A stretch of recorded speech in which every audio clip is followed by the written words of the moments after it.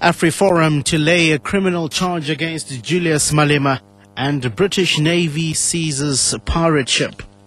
Good afternoon, I'm Utsile Saku. Civil rights group AfriForum will lay a criminal charge against ANC Youth League President Julius Malema today at Centurion. The organization says Malema told residents of Tembelihle, south of Johannesburg, to occupy land without permission if the government refuses to hand it to them. AfriForum spokesperson Ernst Roost says AfriForum has obtained a legal opinion that indicates Malema's conduct constitutes a crime. And when Malema incites people to take land without permission, if the government is not prepared to give it to them, then he's effectively committing the crime of incitement to sedition. And this is a very serious offence. We've also been advised that he can be charged with a series of other offences, such as incitement to theft. We will be taking it up with the police department this afternoon. Legal counsel for Economic Development Minister Ibrahim Patel has told the Competition Appeal Court in Cape Town that the minister wants to institute an inquiry into the merger between Walmart and Massmart. Trangove says Minister Patel wants to determine the effects of the merger on the general public.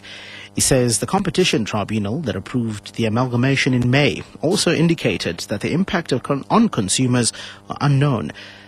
The Competition Appeal Court is currently hearing a review application by 3 government departments. The state has raised concern that the merger of the 2 companies will sink local industries, leading to job losses.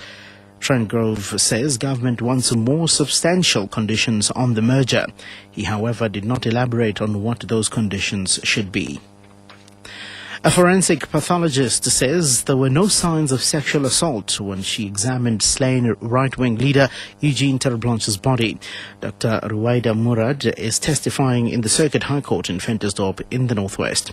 The right-wing leader was found bludgeoned to death on his farm over the Easter weekend last year. Farm workers Chris Matlangu and a teenager earlier pleaded not guilty to charges ranging from murder to aggravated robbery. Candice Klein has the details.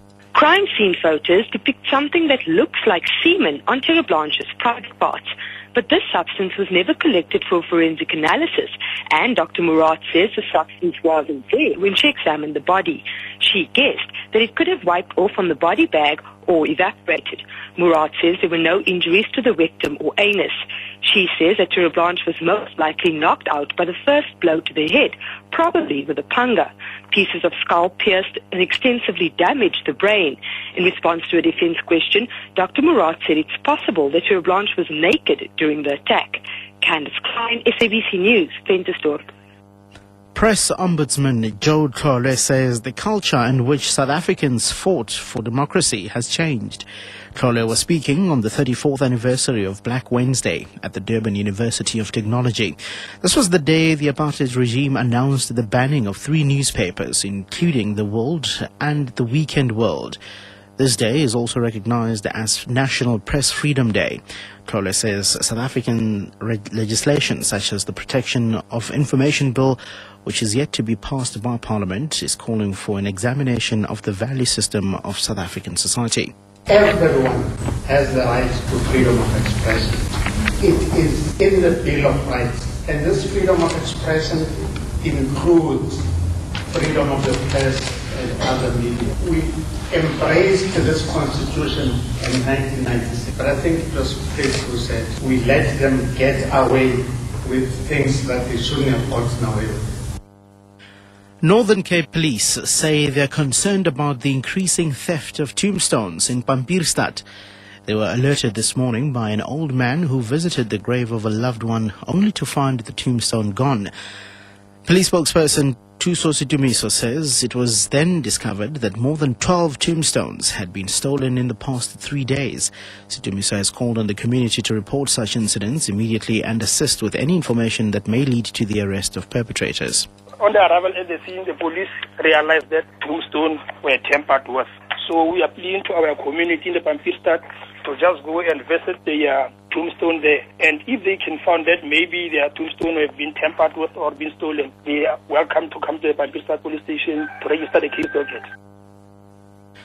And finally, Britain's Navy says Marines have boarded a suspected pirate mothership, freeing 20 crew members held hostage and detaining 4 suspected pirates in the Indian Ocean. The Ministry of Defence says the ship had been hijacked by pirates to use as a base and was involved in attacks on merchant shipping. The ministry says pirates had been holding a Pakistani crew of 20 hostages on board and that the Navy closed in on the ship last Friday. At the time, pirates were seen ditching equipment and weapons before the boarding.